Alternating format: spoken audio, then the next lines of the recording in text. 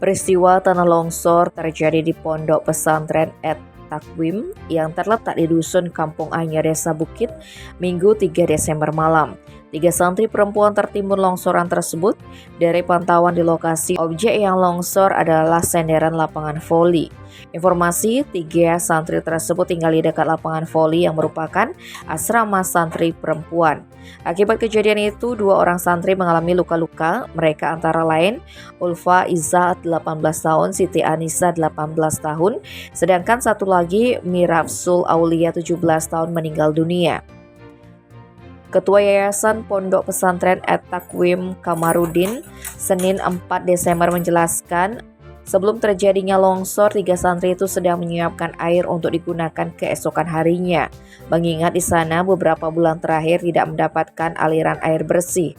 Hujan deras diakui memang terjadi sejak sore hari, diduga karena kondisi tanah yang labil membuat senderan tersebut longsor. Dari 3 santri yang menjadi korban kejadian itu, 1 diantaranya dikatakan sempat menyelamatkan diri dengan cara melompat. Sayangnya yang bersangkutan tetap mengalami luka karena terkena serpihan longsoran. Sementara Siti Anissa yang saat ini masih berada di RSUD Karangasem dikatakan sempat tertimbun sepinggang dan berhasil diselamatkan.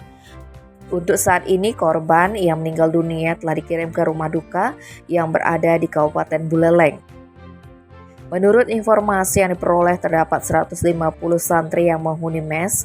Akibat kejadian ini, sejumlah santri dipindahkan ke tempat yang lebih aman guna menghindari hal-hal yang tidak diinginkan. Tim Bali Express melaporkan.